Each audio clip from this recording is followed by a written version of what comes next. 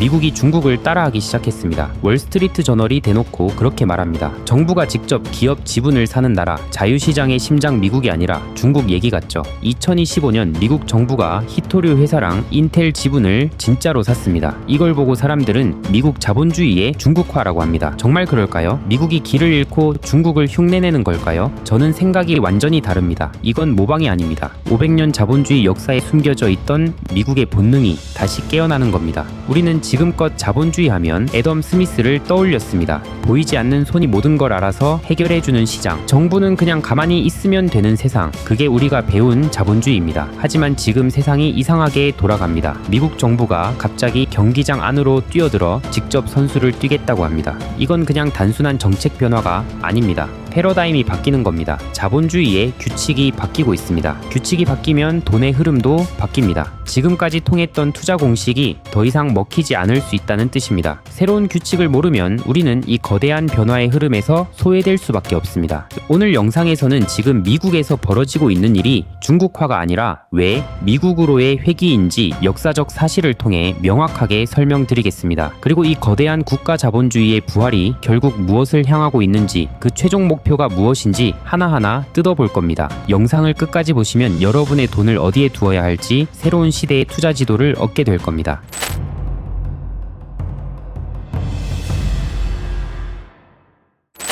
자본주의의 시작은 원래 국가와 기업이 한 팀이었습니다. 16세기 영국을 생각해보세요. 동인도 회사라는 회사가 있었습니다. 이 회사는 그냥 무역회사가 아니었습니다. 영국 정부가 침략전쟁으로 식민지를 만들면 동인도 회사가 거기서 무역을 독점했습니다. 심지어 군대도 있고 외교권도 있었습니다. 사실상 정부의 아바타였죠. 국가가 군사력으로 판을 깔아주면 기업이 들어가서 돈을 버는 구조. 이게 바로 국가주도 자본주의의 원조입니다. 보이지 않는 손보다 국가의 주먹이 먼저였습니다. 미국도 마찬가지입니다. 약 100년 주기로 국가가 경제를 멱살 잡고 끌고 갔던 시대가 있었습니다. 미국 초대 재무장관 알렉산더 해밀턴, 그는 아예 국가가 경제를 설계해야 한다고 믿었습니다. 정부가 빚을 내서 그걸 담보로 중앙은행을 만들고 그 돈으로 자국 제조업에 보조금을 뿌렸습니다. 수입품에는 엄청난 관세를 매겨서 경쟁을 막았습니다. 완전한 보호무역이고 정부 개입입니다. 이게 18세기 미국의 시작이었습니다. 19세기 말 맥킨리 대통령 때는 더 노골적이었습니다. 트럼프의 롤모델로도 유명하죠. 스페인이랑 전쟁에서 괌, 필리핀을 빼앗고 하와이를 합병했습니다. 국가가 군사력으로 땅을 넓히면 민간 금융 자본이 들어가서 경제를 장악했습니다. 이걸 레닌은 제국 자본주의라고 불렀습니다. 국가가 총 들고 나가서 시장을 열어주는 겁니다. 20세기 중반은 어땠을까요? 2차 세계대전, 한국전쟁, 베트남전쟁, 전쟁의 시대였습니다. 이때 국가의 목표는 딱 하나, 전쟁에서의 승리였습니다. 정부는 전쟁 비용을 대기 위해 경제에 깊숙이 개입했습니다. GDP보다 정부 빚이 더 많아졌습니다. 빚을 내려면 국채를 발행해야 하고 국채를 많이 발행하면 금리가 오릅니다. 이자 부담이 커지죠. 그래서 어떻게 했을까요? 중앙은행인 연준을 동원해 금리를 강제로 찍어 눌렀습니다. 이걸 금융억압이라고 합니다. 1940년대에는 YCC, 즉 수익률 곡선 제어를 통해 아예 장기금리를 2.5%에 못 박아버렸습니다. 시장 논리로는 불가능한 일이죠. 국가가 그냥 그렇게 정한 겁니다. 자, 이제 현재 트럼프 행정부의 전략을 봅시다. 놀랍게도 과거 해밀턴, 맥킨리, 그리고 전시 자본주의의 모습이 전부 섞여 있습니다. 이걸 간단한 공식으로 표현할 수 있습니다. 바로 R-G 성장 모델입니다.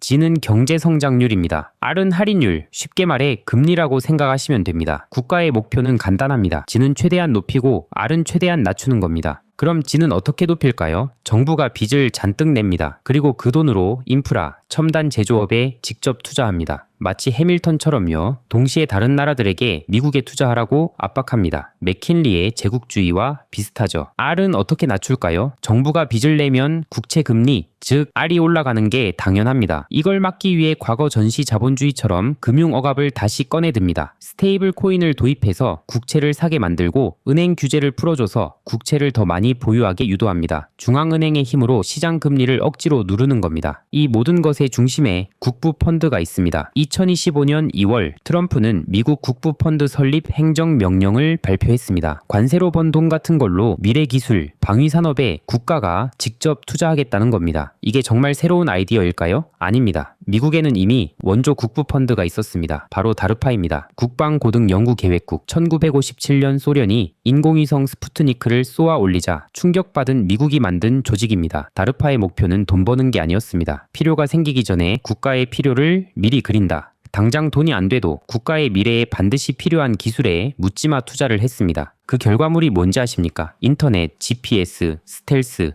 음성인식, 드론, 지금 우리가 쓰는 거의 모든 현대 기술이 다르파에서 나왔습니다. 인텔의 첫 번째 고객도 다르파였습니다. 이미 1950년대부터 미국은 전략적 투자 목적의 국부 펀드를 운영해 왔던 겁니다. 트럼프의 국부 펀드는 다르파 모델을 경제 전체로 확장하는 것뿐입니다. 자, 그럼 이 거대한 흐름 속에서 우리는 뭘 봐야 할까요? 미국은 왜 다시 국가 자본주의라는 낡은 옷을 꺼내 입는 걸까요? 여기서부터가 본론입니다. 이 모든 것의 최종 목표는 단 하나입니다. 미국 국가 자본주의의 최종 목표는 미국 주도 공급망을 만드는 겁니다. 과거에는 전 세계가 분업하는 글로벌 공급망이었습니다. 미국이 설계하고 중국이 만드는 시기였죠. 하지만 이제 미국과 중국은 적입니다. 패권 경쟁 시대에 서로에게 의존하는 건 약점일 뿐입니다. 그래서 미국은 중국을 중심으로 한 글로벌 공급망을 부수고 모든 것이 미국의 통제하에 움직이는 새로운 공급망을 만들려는 겁니다. 미국 정부가 최근 지분을 투자했거나 투자를 예고한 분야를 보세요. 히토류, 반도체, 전력, 조선. 이 네 가지는 정확히 미국 공급망의 가장 약한 고리들입니다. 첫째, 원자재 광물입니다. 히토류, 반도체, 전기차, 전투기 만드는데 꼭 필요합니다. 근데 생산과 매장량 모두 중국이 압도적입니다. 이게 미국의 아킬레스건입니다. 그래서 미국 국방부가 직접 미국 유일의 히토류 기업 MP 머티리얼즈의 지분을 사들인 겁니다. 우리 손으로 직접 캐내겠다는 선언입니다. 둘째, 원자재 반도체입니다. 기술은 미국이 최고지만 생산은 대만 TSMC에 몰려 있습니다. 만약 중국이 대만을 침공하면 전 세계 첨단 산업이 멈춥니다. 이 리스크를 없애기 위해 미국 정부가 자국 기업 인텔의 지분을 산 겁니다. 한국 삼성전자 지분 인수 가능성까지 언급합니다. 생산 기지를 미국으로 가져오고 다변화해서 대만 리스크를 없애겠다는 겁니다. 셋째, 생산 전력입니다. 반도체 공장 같은 첨단 시설을 미국에 지으려면 엄청난 전기가 필요합니다. 지금 미국은 전력이 턱없이 부족합니다. 공장은 짓는데 전기가 없어서 못 돌릴 판입니다. 그래서 앞으로 대규모 전력 인프라 투자가 터져 나올 수밖에 없습니다. 미국 정부가 한수원 웨스팅하우스 원전 합작법인의 지분 참여를 검토하는 이유도 바로 여기에 있습니다. 넷째, 운송조선입니다. 원자재를 캐고 공장에서 물건을 만들어도 이걸 실어나를 배가 없으면 끝입니다. 현재 세계 1위 조선강국은 중국입니다. 미국이 적국인 중국의 배에 의존해서 물류를 해결할까요? 절대 그럴 수 없습니다. 19세기 해군 전략가 마하는 바다를 지배하는 자가 세계를 지배한다고 했습니다. 해상무역, 해군력, 그리고 항구가 핵심입니다. 트럼프 행정부가 한국과 일본의 조선업을 활용해 중국을 견제하고 재무장관이 직접 조선업을 정부 투자 대상으로 언급한 것은 이 공급망의 마지막 퍼즐을 맞추겠다는 신호입니다. 제가 생각하는 투자 전략은 간단합니다. 미국의 약한 고리를 보면 돈의 길이 보입니다. 미국 정부가 안달이 나 있는 곳, 국가의 명운을 걸고 반드시 해결해야만 하는 문제, 바로 그곳에 국부펀드의 돈, 정부의 보조금, 그리고 전 세계의 자본이 흘러 들어갈 겁니다. 광물, 자국 내 반도체 생산, 전력 인프라, 그리고 조선, 이 네 가지 분야를 주목해야 합니다. 결론은 간단합니다. 보이지 않는 손의 시대는 끝났습니다. 이제 국가에 보이는 손이 모든 것을 지휘할 겁니다. 미국은 중국을 따라하는 것이 아니라 자본주의의 탄생부터 자신의 DNA에 각인되어 있던 국가 주도 모델로 회귀하고 있습니다. 그 목표는 중국을 배제한 채 미국이 모든 것을 통제하는 새로운 공급망을 만드는 것입니다. 이 거대한 패러다임의 전환 속에서 우리는 미국의 가장 아픈 곳, 가장 시급한 곳에 집중해야 합니다. 바로 그곳이 앞으로 10년, 20년을 지배할 새로운 부의 기회가 될 것이기 때문입니다. 오늘 영상 여기까지입니다. 재밌고 유익하셨다면 구독, 좋아요, 댓글 부탁드립니다. 감사합니다.